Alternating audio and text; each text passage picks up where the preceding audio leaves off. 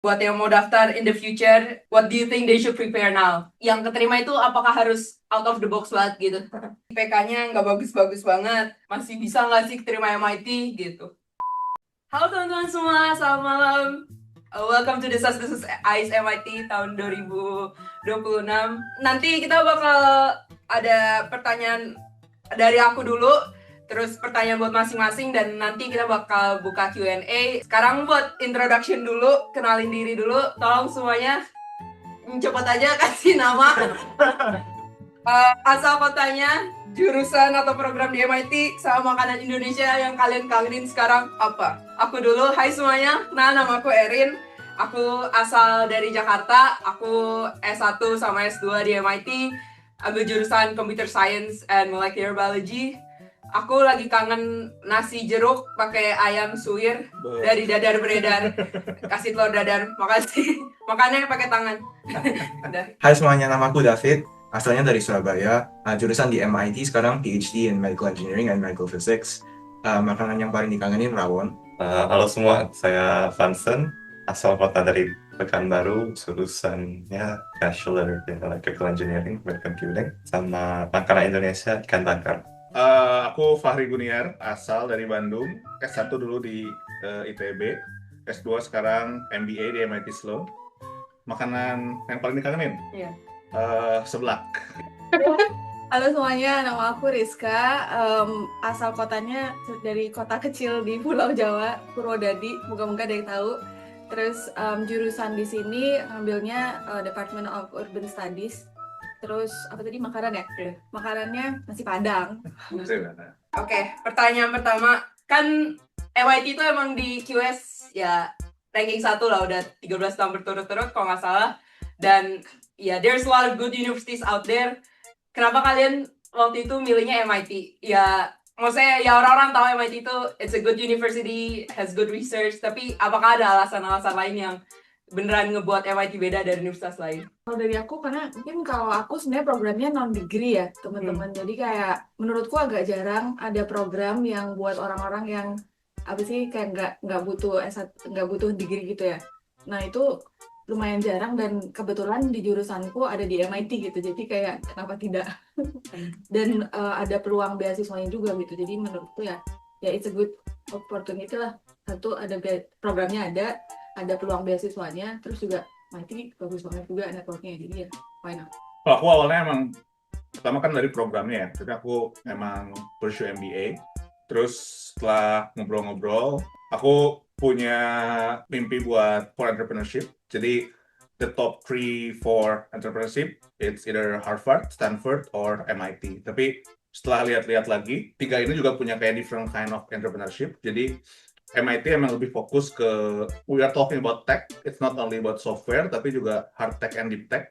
Dan emang that's my interest, jadi waktu itu akhirnya milih ke MIT juga. Dan emang setelah lihat-lihat sejarah dan lain-lainnya, kayak MIT lepas dari Harvard yang nggak mau elitis, dan gimana caranya bisa jadi kayak semacam apa ya, kampus perjuangan lah, biar bisa jadi upward mobility buat orang-orang, kayak ngerasa value-nya juga sangat cocok gitu. Peringkat 1 gitu, kayak bagus risetnya. I was kind of interested karena Spider-Man movie, Tom Holland kan dia mau apply ke MIT gitu ya. And we know that Peter Parker is like very smart. Jadi kayak, I wanna be like Spider-Man, jadi kan. That's why MIT became my like dream university back then. And when I read the MIT admissions blog, kayak aku rasa sangat menarik gitu kampus di MIT dan pengalaman mahasiswa lain. So for me, because I'm doing a PhD, it has to be like more research focused. So MIT has like a really strong tech emphasis, I think, with like probably like one of the best biotech industries in the US. And I work in like biomedicine, and so it was like a really good idea to be in the Boston area where there's like Harvard hospitals and all the biomedical research being concentrated here. Kasih semua jawabannya itu ya. Kalau ditanya kenapa milih MIT. Nah, ini banyak banget Sue yang nanya, orang kayak apa sih Sue yang diterima MIT? Apakah ada kriteria khusus gitu? Ada yang bisa bantu jawab? Kriteria khusus ya, jujur nggak tahu. Cuma waktu itu sebelum apply itu kan sempat kayak ngobrol-ngobrol sama beberapa current students, sama alumni. Yang paling nempel waktu itu waktu ngobrol sama Gaby MBA 25, sekarang udah lulus. Dia bilang MIT itu nyari yang kinda unik. Uniknya tuh unik, dia bikin sesuatu dari sesuatu yang mereka passionate about something. Jadi waktu itu Gaby dia cerita kalau dia bikin akun Instagram terkait review toilet di Jakarta. Karena dia se-passionate itu tentang toilet di Jakarta. Jadi that kind of unique, tapi dia bikin something from that. Jadi ya gitu. So they just write in the website what they're looking for. Biasanya they have like a core values for like engineering, like I don't know, creativity or like curiosity or something, but they specify it more in their websites. I think for the PhD they're looking generally for like research fit. So it depends on your program. Misalnya programku kan medical engineering, so they have to admit people who do biomedicine with quantitative sciences, which is quite rare kan. Biasanya if you do like menjadi dokter kan, you do mean like biology or like don't take it from a very quantitative angle. But my program, let's say we study physiology of the heart, we model everything with equations, like ordinary differential equations and everything. So they're looking for people who can do both like quantitative, like, you know, mathematics, physics, and also biomedicine. So it's very program specific. I think the chemical requirement, but you can just read their website. So you can talk to the students that are currently in MIT. I think that's important to get an understanding of what the population looks like. Kalau aku sendiri sih, menurut aku nggak tahu ya, kalau dari undergrad kayak orangnya yang asik, yang ambisius tapi kayak chill aja gitu. Kayak from an undergrad perspective, we finish a problem on a PSAT, like we're happy, like we're just I don't know, it's like like we're just like chill, and but like we're also ambitious but also not show off. I feel like that's more like MIT, kayak yang katanya anak MIT pakai piyama ke kelas gitu, kayak ya we just. Setelah ngobrol-ngobrol sama kayak anak MBA di kayak Columbia yang di New York gitu-gitu, kayak emang different vibes gitu sih. Kayak kata mereka kalau di Columbia ke sekolah kayak emang kayak pakai kayak business attire, Kayak jas gitu. kayak jas. Di MIT Tiap program mungkin beda-beda gitu orang yang dicari, dan kebetulan programku kan juga agak beda gitu ya, dia non degree, dan yang dilihat tuh justru malah orang yang udah ada pengalaman gitu ini. Jadi mungkin ke orang-orang yang agak setengah tua gitu 35 plus, karena yang dicari yang udah pengalaman 10 tahun gitu misalnya. Tapi sebenarnya yang dicari justru orang yang butuh capacity development gitu misalnya. Jadi kayak memang dia nyarinya yang kayak nggak harus udah punya S1, nggak harus udah punya S2, S1 nggak apa-apa, tapi udah punya pengalaman kerja gitu. Jadi memang beda-beda banget. Ya. Tapi Eko yang dibilang Fahri juga, karena kayak menurutku setiap orang tuh punya unique story-nya. Jadi ceritanya tuh beda-beda gitu teman-teman. Jadi menurutku juga kayak apa ya, be genuine with our story aja, dengan apa yang kayak kamu lakukan sekarang, apa yang pengen kamu lakukan gitu. Jadi kayak orang tuh kan nanti kita tulis esai gitu ya. Kayak ya what we are doing right now, apa yang aku mau ya udah diceritain segenuine mungkin. Terus kayak orang tertarik aja kok sama story kita gitu. Jadi orang temanku ada yang kayak fokusnya di disability, ada yang fokusnya di beneran kayak bukan cuma nanti kayak youth engagement, ada yang fokusnya apa ya, mereka kayak niche banget, bukan niche banget ya kayak pokoknya ada satu piece dari story kalian yang kalian highlight aja gitu, nggak usah diceritain aku pengalamannya 10 tahun, enggak, tapi fokus ke satu hal aja gitu. Ya, gitu. Karena ada unique angle-nya. setuju. Iya, itu aku setuju. Dan kalau lihat website MIT Admissions juga mereka bilang sendiri, like you don't need to cure cancer, like helping a friend in the class, you can also make the world a better place in your POV. Dan ya aku setuju banget, karena at the end of the day yang tahu alasan kenapa kami semua diterima di MIT ya cuma Tuhan sama orang admissionnya gitu. Dia nggak tahu. Jadi kayak kalau ditanya kenapa, jujur nggak tahu juga gitu. Just be yourself lah, and hope the admissions people can see it. Karena MIT katanya getting an education from MIT is like drinking from a fire hose. Jadi katanya stres banget nih. Ini is this a myth or is it a reality? Kayak how stressful are you? It was kind of bad the first semester. I took like a programming class. I wasn't too familiar with programming. Dan kelasnya ini jadi formatnya kayak ada lab gitu. Dan labnya itu dikasih tiap minggu. And it usually takes like 8 hours to finish if you're not too proficient in programming. Jadi ya, at first, I'm not very used to difficult assignments. Karena kan kalau di high school gitu kan biasanya tugasnya nggak gitu ekstrim gitu ya. But now, last semester, there was like this shift, and I was kind of shocked at first, but in the end, was kind of worth it karena ya namanya susah jadi you learn something from it. You learn more stuff. I'd say it's like drinking from a fire hose.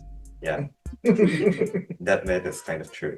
Yeah, I mean it's true, right? Semuanya self-inflicted, yeah. Iya. Like, you register for the classes at least like when you're. So I did my exchange year here as an undergrad and like junior year, and then now as a grad student, you get to pick your classes at that point because it's no longer your requirements. Terus itu semua self-inflicted. Like if you choose a hard class, of course, expect the class to be hard. You have to spend a lot of hours on the PSET. It's going to take a lot of effort to understand things. But the science is important for a lot of what we do down the line. So even if it's drinking from the fire hose, you're also learning much faster than you would alone. I think that's the reason why, you can learn everything and not understand everything, but then you'll pick out the pieces that's needed for your work. Iya. That's a very good answer. Jujur aku waktu masuk undergrad juga stres, tapi like you choose how much stressful you want to be in the semester gitu. Next question.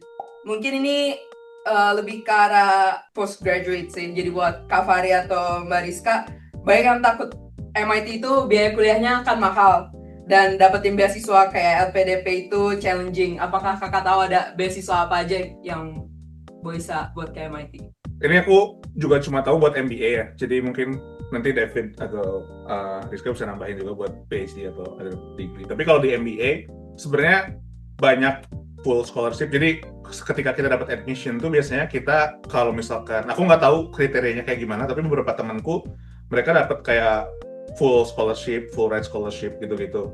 Nggak banyak, tapi emang ada yang dapat kayak gitu. I don't know the criteria, tapi ada beberapa. I know kayak 5 people. Terus kalaupun nggak dapet, itu tuh ketika misalkan kita punya prestasi akademik, misalkan the highest GPA or something, terus kayak a lot of achievements. Ada beberapa juga yang dapat full scholarship for the second year. Itu lebih banyak, kayak ada beberapa kategori gitu, ada scholarship apa.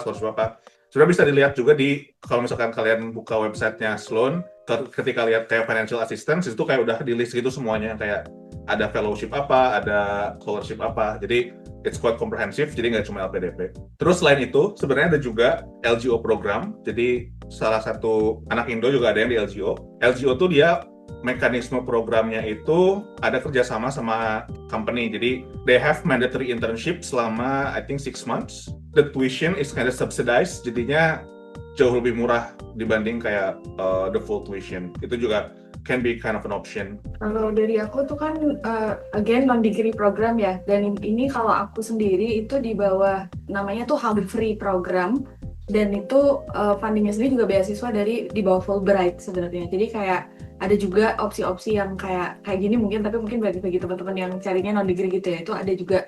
Dan sebenarnya ini juga nggak cuma di MIT aja gitu, dia ada 10 university di US dengan jurusan yang beda-beda, dan kebetulan kalau aku urban planning memang di MIT, jadi beruntung lah dapat yang ini juga. Cuma dari programku sendiri di DASP, Department of Urban Studies and Planning, itu setauku ada beberapa teman yang juga kayak tadi sama ya, kayak Sloan gitu. Begitu mereka keterima, itu nanti ada kayak potongan gitu ya, potongan 80%, jadi tinggal 20% gitu misalnya bayarnya. Jadi, dan itu kayaknya nggak dipublish ya di website-nya gitu. I don't know sih, tapi kayaknya ada mekanisme kayak gitu yang begitu keterima baru tahu gitu kalau ada beasiswa dari universitinya.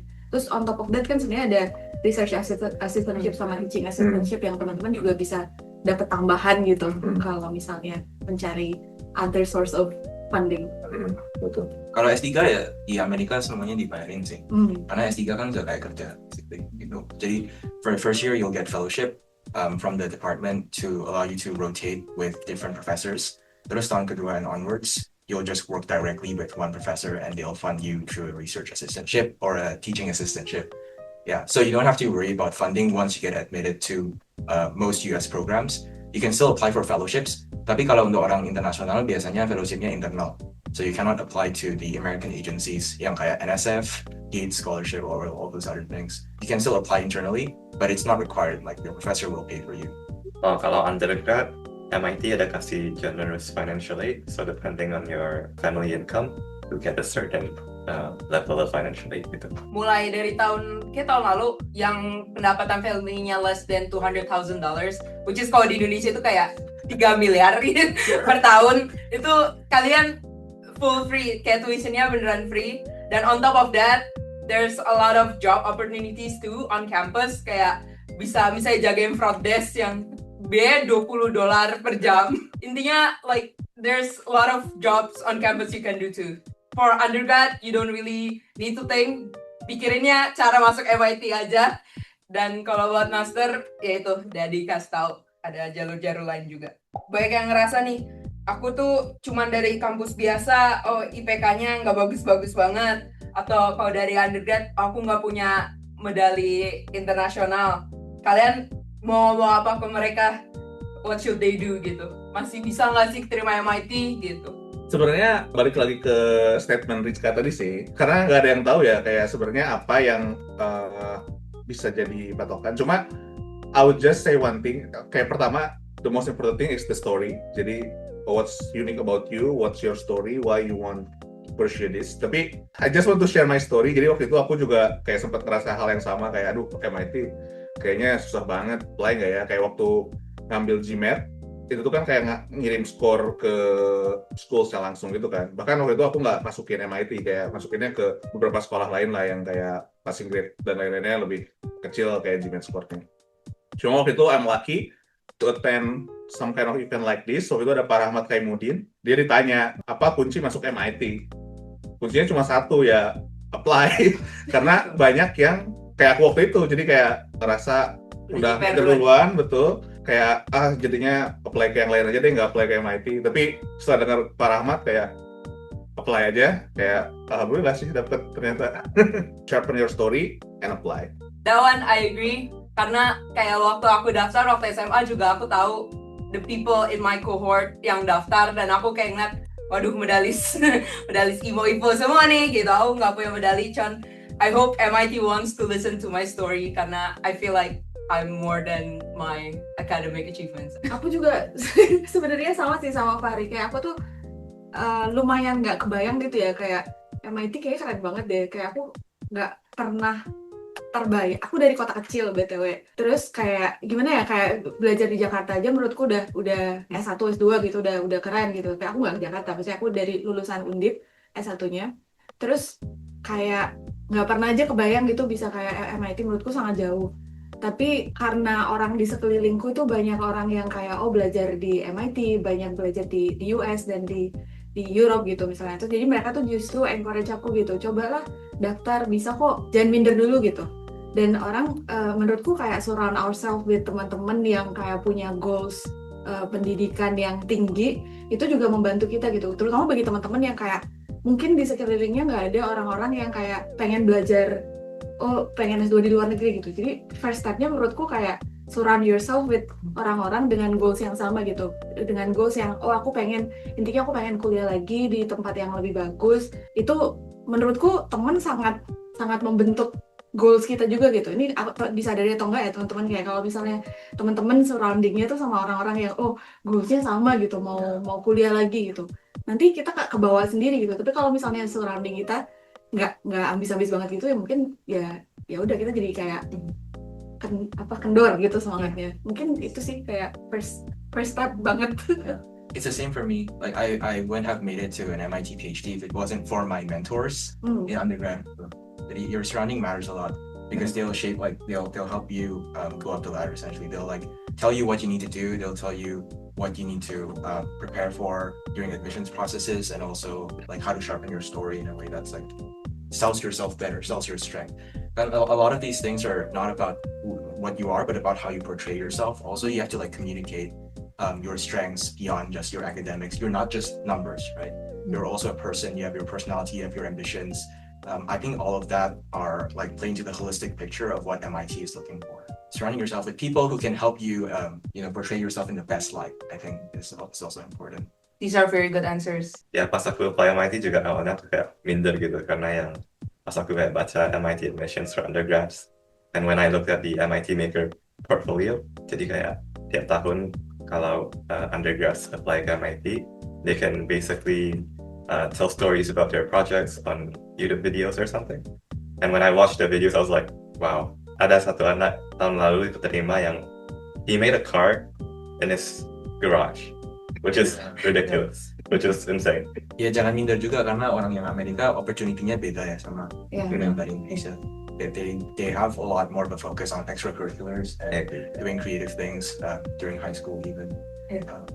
Ya, aku setuju. Aku ingat waktu aku orientasi pertama kali masuk, jadi kan kayak ada panel di mana kayak ada 5 orang upperclassmen gitu, junior atau senior, terus kayak disuruh kasih tahu oh mereka udah kegiatan apa aja di MIT, terus kayak moderatornya bisa bilang ya ini keren, tapi ini sebenarnya biasa aja karena ini terlihat keren karena mereka 3 tahun lebih tua dari kalian waktu ntar di posisi mereka juga bakal sama, dan aku kayak masa sih kan kayak sekarang kayak oh ya bener juga gitu kayak ya aku sekarang ya presiden ISMIT, terus ya udah research kayak oh ya sama juga ternyata gitu, kayak ya at the end of the day kalian sendiri sih yang nentuin gitu. Kayak aku dengan story aku itu waktu itu beneran, aku kan dari kota kecil gitu ya. This time di esai yang aku tulis, aku beneran tulis aku dari kota kecil di Indonesia. Aku waktu grow up itu bener-bener kayak apa namanya, oh harus pindah ke kota lain supaya dapat pendidikan yang lebih baik, kayak gitu-gitu tuh diceritain, dan menurutku itu cerita yang real gitu ya. Jadi diceritain aja gitu, kayak nggak perlu yang sesuatu yang tadi bikin mobil di garasi enggak.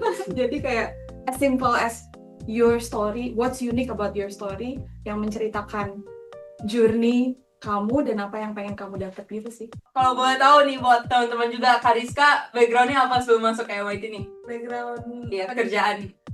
oh aku Iya. kerja di NGO di Indonesia. Kalau studinya dulu S1 Urban Planning juga, S2 Urban Development di Undip. NGO-nya fokusnya ke mendorong partisipasi warga di perencanaan kota. Kasih. Aku lulus kuliah dulu kerja di social enterprise namanya Komodo Water. Jadi kayak ngebantuin nelayan di pulau terpencil di sekitar Pulau Komodo gitu. Kayak pulau kecil sekitar 200 orang. Kayak kita bikin project desalinasi air. Jadi di sana tuh nggak ada sumber air tawar karena pulaunya kecil banget, semuanya air payau. Jadi kita bikin kayak semacam pabrik desalinasi air laut jadi air tawar buat mereka bisa minum, bisa mandi, bisa juga jadi es buat fish that catch. Jadi semuanya tetap fresh. Dari situ sempat join beberapa startup, sempat bikin my own startup juga waktu itu, gimana caranya reduce food waste buat restoran. Kayak kita nge-predict sebenarnya mereka butuh ingredients berapa banyak dan kapan harus belinya. Sempat jalan sekitar 2 tahun, tapi terakhir sebelum ke MIT sempat kerja di investment firm namanya Equatora Capital. Kita waktu itu invest ke perusahaan sustainable agroforestry, agriculture, aquaculture, yang gimana caranya tuh kita bisa protect kayak hutan kita dan laut kita, tapi juga tetap menghasilkan nilai ekonomi, tapi bisa protect the environment dan juga kayak indigenous communities around those ecosystem. Jawab masing-masing ya, buat yang mau daftar in the future in your program, I guess. What do you think they should prepare now? Is there anything about the admissions that you wish you had known before? For the PhD, you just have to do a lot of research. They will ask you for your research experiences in the essay, and they will ask for 3 recommenders, I think, for most US programs. And these recommendation letters, it would be stronger if they're professors that you've worked with. I did a lot of research during my undergrad, and I was able to write about that research in the essay. And all those professors helped write my recommendation letter to get in. I think for PhD on the SDGA, they really only care about whether your research is good, because, you know, as a grad student, your main job is to do research, to publish science, and the best metric of success is your past experience doing that. They also care about your ambitions, so sort of like what questions you're curious about, what questions you want to work on, and ideally your research questions like you did in undergrad would tie in to that, like they would be the same. But yeah, do a lot of research, discover what areas of science you want to work on. If you're doing a science PhD, if you're doing other fields, you know, figure out something you're passionate about and do a lot of research there. Yang buat anak SMA nih. Yeah. Oh, that's So I fair. think for undergrads, one thing they need to prepare is like, of course, their story.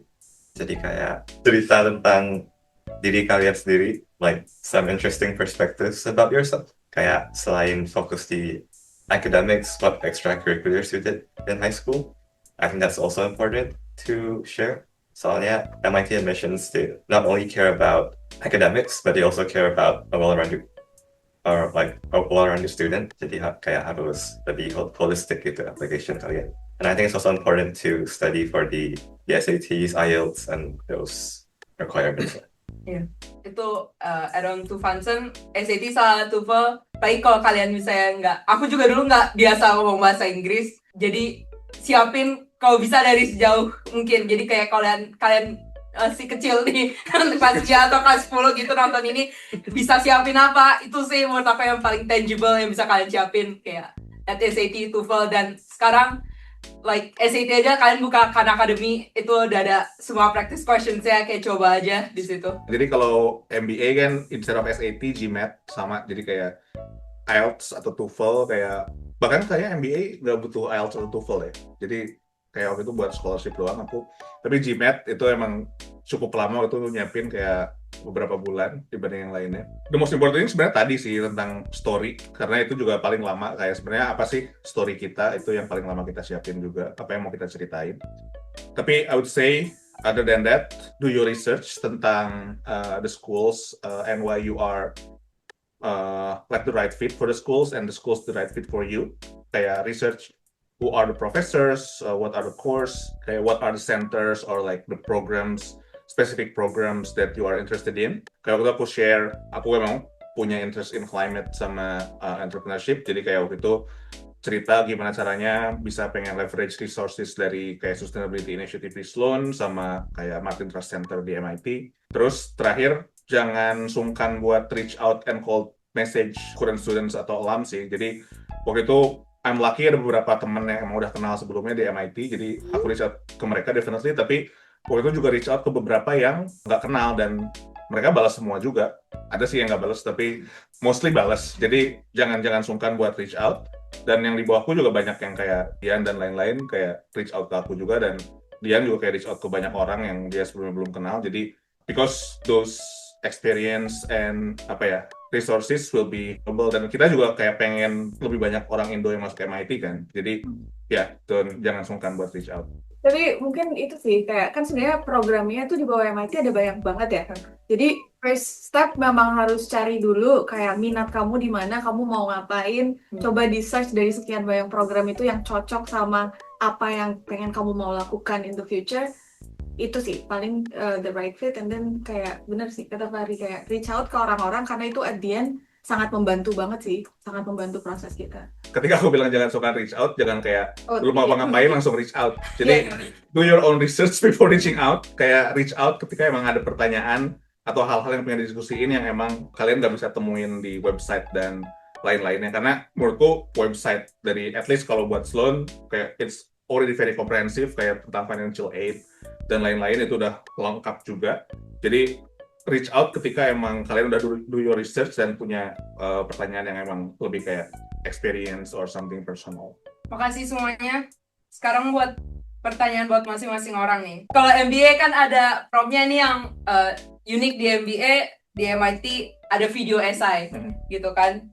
Bisa cerita kakak dulu konsep videonya ngapain, dan yang keterima itu apakah harus out of the box banget gitu? Dia bilang out of the box banget, enggak juga sih. Ini balik lagi juga kayak yang tadi tentang story. Jadi aku waktu itu pengen mastiin gimana caranya semua part of my application, mulai dari cover letter, terus kayak application form, resume, dan videonya tuh tell the same story. Which is kalau buat aku adalah gimana caranya kita bisa use technology and entrepreneurship to democratize more sustainable economic development di Indonesia. Jadi perkembangan ekonomi itu nggak berpusat di Pulau Jawa, tapi juga ke pulau-pulau lainnya. Jadi aku waktu itu di video, emang kalau video kan kalau nggak salah promptnya share something like more fun instead of kayak experience. Jadi aku lebih kayak ngeliatin, waktu itu aku ketika tinggal di Pulau Pepagarang, di pulau yang tadi nelayan waktu aku sama Komodo Water, itu kondisinya kayak gimana. Pertama kali aku ketemu sama Komodo dragon, which is the only dragon alive in Earth, kayak aku share fakta unik kayak gitu.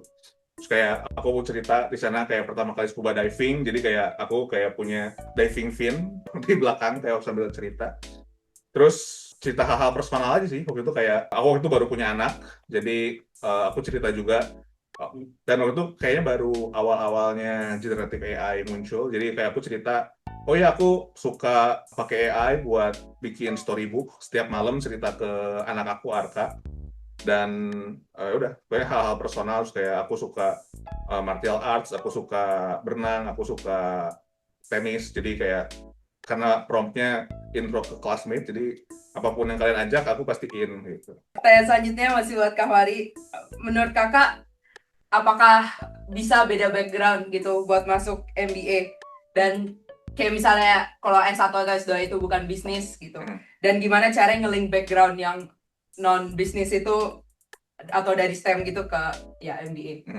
Bisa banget, dan banyak kok teman-temanku yang di MBA kayak dia backgroundnya misalkan dokter, teran, or army, terus atau enggak backgroundnya sebelumnya Peace Corps di Afrika. Jadi nggak harus bisnis banget, cuma emang apa ya, balik lagi kan story ya. Jadi story itu how we link our past experience sama kayak our future aspiration kan. Kayak gimana tuh sebenarnya story-nya bisa nyambung. Jadi how you fit the program or the schools that you want to in biar bisa continue the story, biar jadi apa ya, istilahnya story yang kamu pengen di mimpi kamu gitu. Jadi lebih ke itu sih. Jadi misalkan dokter, kenapa dia harus ngambil MBA? Misalkan karena dia ngelihat, kalau temanku misalkan dia ngelihat ada systematic problem yang dia lebih passionate buat solve dibanding kayak care patient one by one, tapi dia pengen solve a more systemic and economical problem, jadi dia bilang MBA make sense. Contohnya kayak gitu. Kasih Kak Fari. Next ke Vincent dulu nih. What new things have you experienced at MIT? Kan kamu berapa sekarang?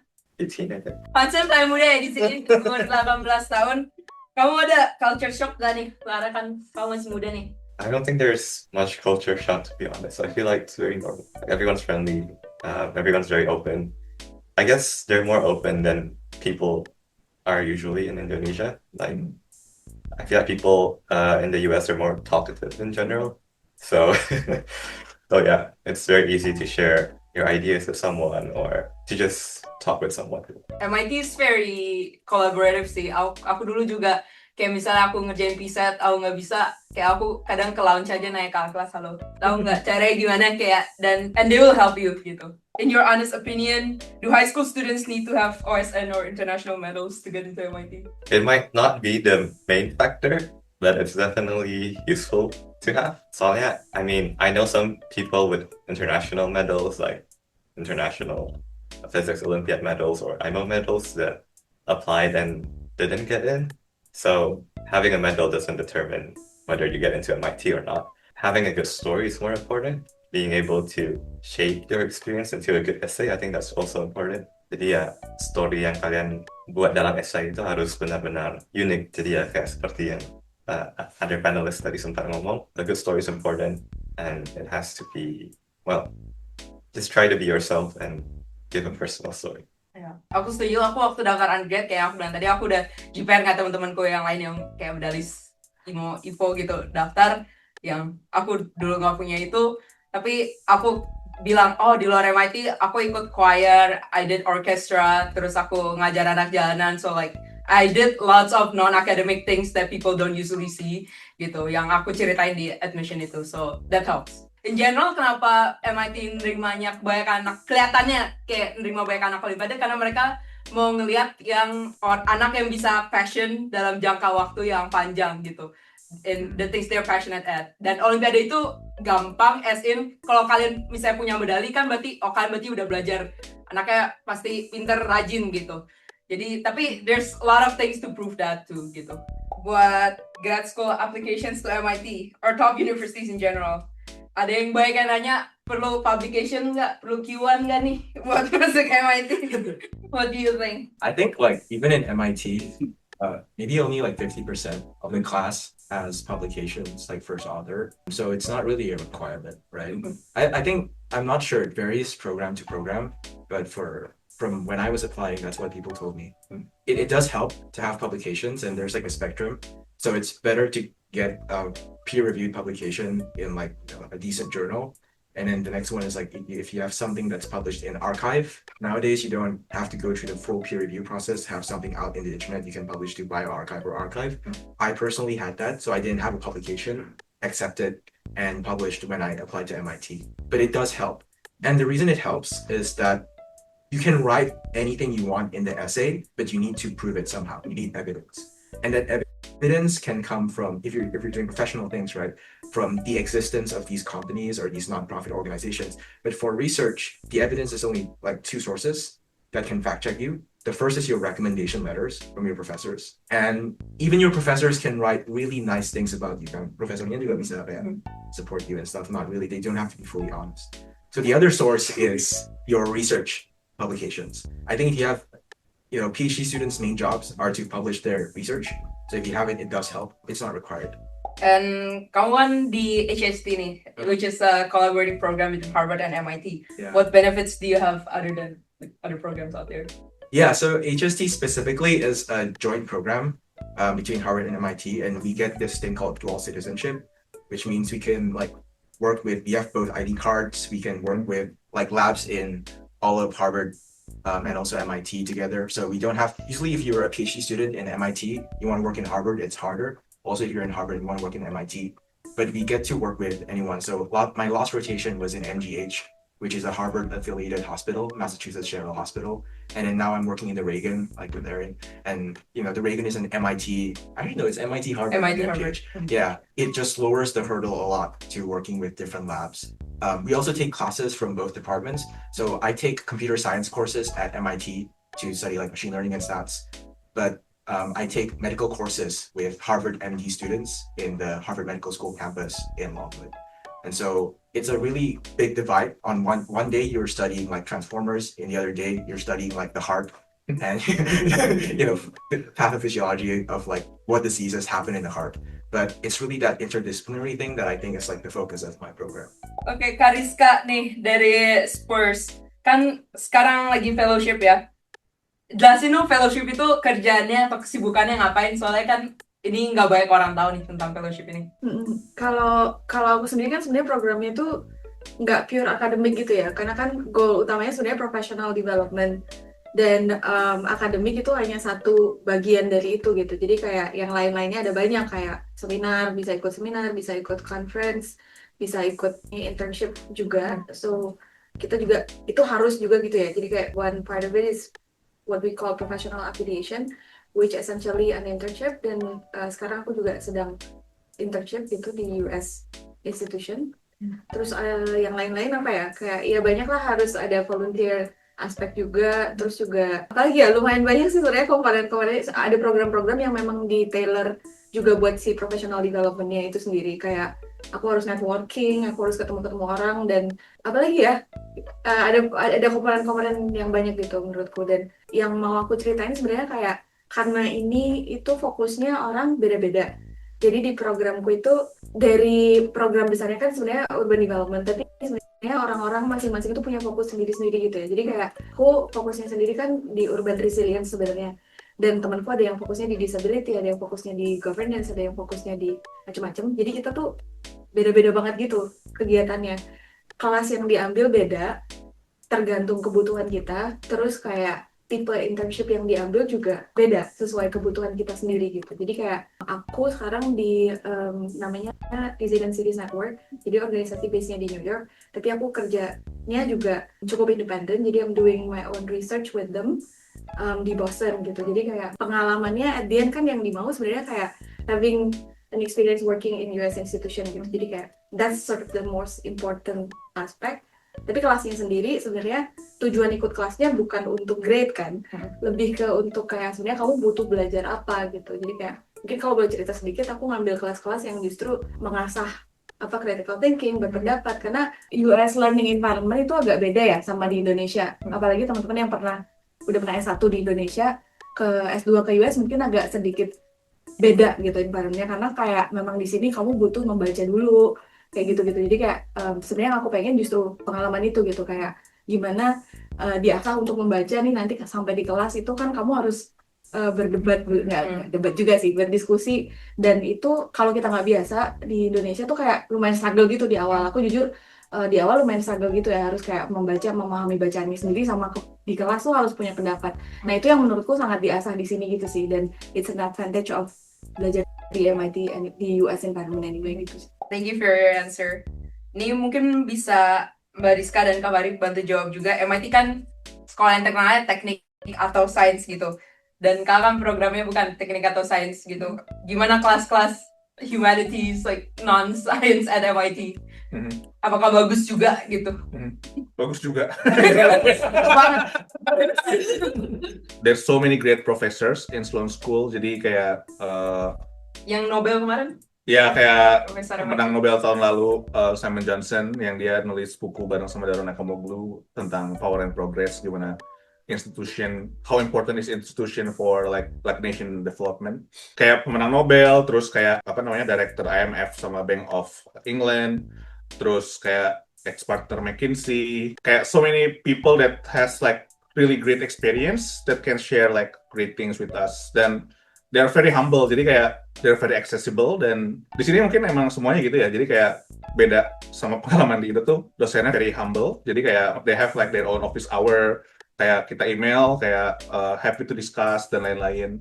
Selain Sloan-nya juga bagus, dan aku ngerasa ini salah satu reason why I choose MIT juga. There's so many cross collaboration class, I'd say, kayak sama the other schools, kayak dari mechanical engineering dan lain-lain. Kayak karena di MIT itu banyak, at least kalau di Sloan, kelas yang istilahnya tuh action learning. Jadi kayak kita ngerjain suatu project buat yang emang kayak specific project. Cuma bedanya ketika aku ngobrol sama MBA yang tempat lain, biasanya kan specific project nih kayak mereka ngambil dari company luar, terus kayak kita kayak bikin project, ngerjain project sama company tersebut.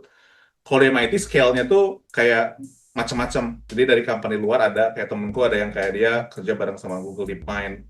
Terus sama startup, ada juga banyak startup kayak spin out dari MIT. Aku juga sekarang lagi banyak project sama yang kayak gini. Tapi ada juga yang kolaborasinya tuh sama other MIT faculties atau PhD and postdoc. Jadi very early research, gimana caranya kita sebagai MBA bisa bantu commercialize the research dan spin out jadi startup. Dan ini juga banyak startup dari MIT yang muncul dari class collaboration kayak gini. Kayak kemarin aku sempat kayak ngebantuin namanya Macrocycle Technologies. Dia ada MBA students sama PhD yang ketemu di kelas namanya Climate and Energy Ventures.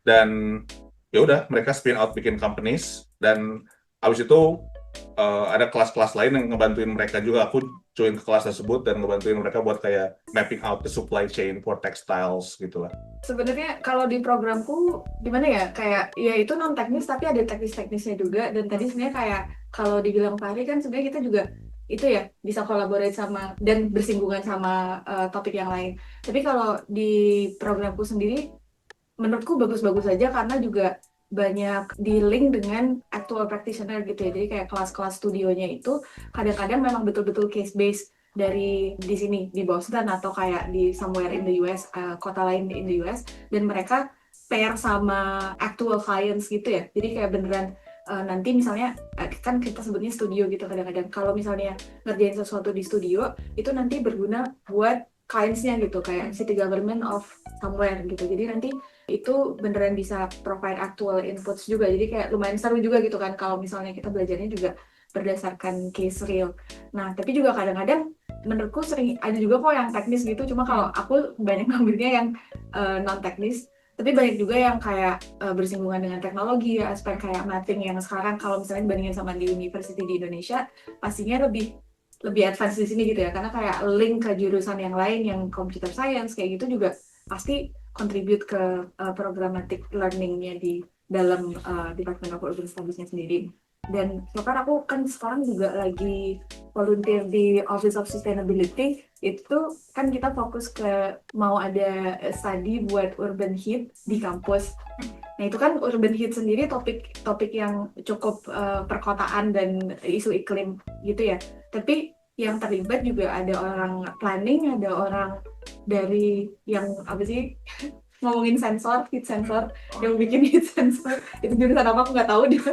Terus kayak jadi jurusannya macam-macam gitu, kayak everything is actually combined in an ecosystem untuk one big goal gitu. Jadi menurutku kayak nggak berdiri sendiri juga gitu sih, karena kayak walaupun kita nggak ngomongin yang teknis, ada orang yang teknis yang selalu kayak dibarengin gitu sih. Ya. Mungkin aku share satu story juga yang lagi menarik tuh. Ada satu kelas menarik yang aku lagi ambil, namanya D-Lab. D-Lab ini tuh konsepnya kita kerjasama sama kayak NGO or social enterprise di developing countries. Jadi aku sekarang kayak ngerjain project di Peru. Nanti bakal ke Peru, insya Allah spring break. Problemnya tuh nanti bakal kayak ke Peruvian Amazon rainforest. Di sana tuh ada kayak indigenous fruits namanya Aguahe. Terus gimana caranya nih kita bisa commercialize this fruit dan kerjasama sama companies buat utilize this fruit.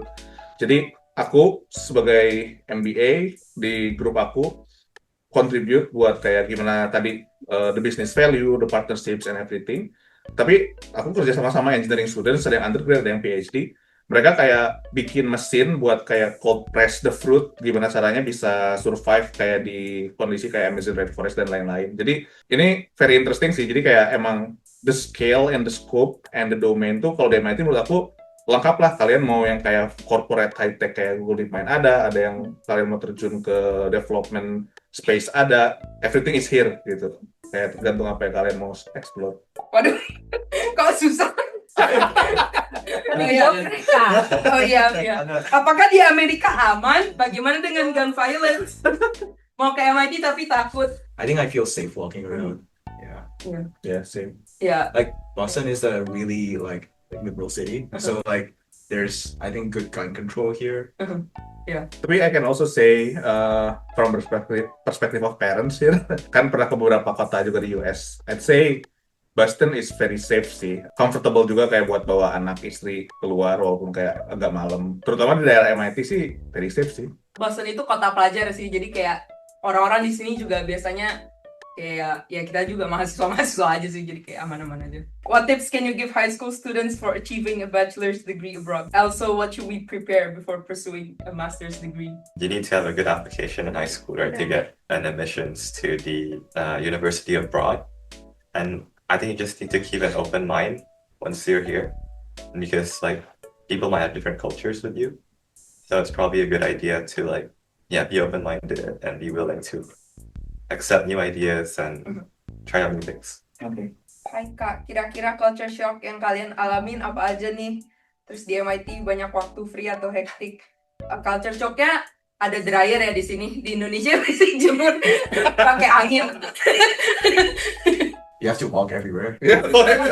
Ya, Just nice. Public transport karena kalau Uber gitu mahal banget, food delivery juga mahal, nggak ada Gojek ya di sini. People here are really talkative. Mungkin terutama MBA ya. Jadi kayak aku gak habis pikir gimana caranya sih kayak kita full kelas terus malam masih party. Tapi kayak mereka kayak still very high performing dan ya very talkative and everything, kayak networking, punya high energy dan lain-lain. Dan ini in general very talkative juga sih, kayak misalkan ketika kita ke coffee shop dan lain-lain, kayak ke kasirnya kayak diajak ngobrol, how's your day, everything, kayak dan lain-lain. Kan kalau di Indo kayaknya nggak gitu ya, kayak beli ya udah beli aja, apa kabar dan lain-lain. Jadi sebagai yang introvert kadang-kadang kayak aduh gimana nih, harus ngomong lagi. Iya sih, aku juga gitu sih, membagi waktu paling sih ya, kayak between kayak socializing, which I also enjoy sebenarnya, tapi kayak loh kok belum sempat belajar, kapan dibelajar gitu. Jadi kayak being able untuk kayak baca cepet, terus kayak sebelum kelas pokoknya aku nanti harus bisa ngomong, kayak gitu-gitu sih mungkin yang kayak agak culture shock. Makanan sih sama dingin. How is MIT interview? Ya. Kalau MIT interview gue agak intens sih. Jadi you interview with there's three different interview sessions in the same time. Biasa terus setiap interview itu ada satu profesor sama dua profesor dan satu murid. So it's like it's a really long session. I think like an hour and a half with breaks in between, maybe like 2 hours. And they ask you like questions about your research. You have to explain your motivation. Basically, you have to be consistent with the essay that you write. Harus konsisten ya. It's not like you're lying in the essay, right? Like you have to talk about your true passions, but also you have to portray yourself in the best light during the interviews. Be prepared to ask questions too. Like you should at least be curious about the program. And it's also like the interview is also your chance to learn more about the experience of the professors and the students. Yeah, prepare. There's like you can ask the students what the interviews look like. You can read the websites of what the interviews will be. Be prepared to answer questions about your research. That's for one of the programs. Jadi pas PhD, I applied to, I think, PhD, I applied to 4 different programs at MIT. And then I had like different outcomes. So I got rejected from one. For Chem E, I got into the program without interview. And then for biological engineer, they actually fly you into the US to do the interview in person. Yeah, jadi it's called a visit week. So they flew me to the US for the weekend, and then it's like a full 2-day session where you talk to different professors. like there's like also 3 professors interviewing you. It's quite intense, and they pay for your accommodation. Yeah, it was pretty chill. I actually got 2 interviews because the first interview, I think Jesus-san forgot to submit the interview result. So I was listed as uninterviewed, and then I got my second interview. But it was pretty chill. So I just like told my stories to the interviewer. They asked questions, and it felt more like a discussion than an actual interview.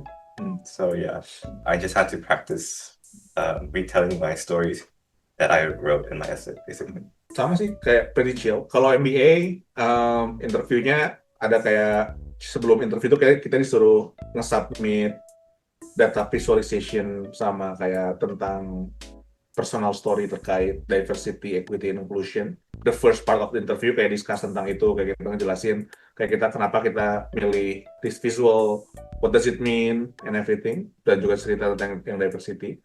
Tapi abis itu kayak ya udah regular conversation kayak we tell our story, dan kayak kalau kita ada pertanyaan dan lain-lain kayak pretty chill. Interviewnya sama one of the faculties.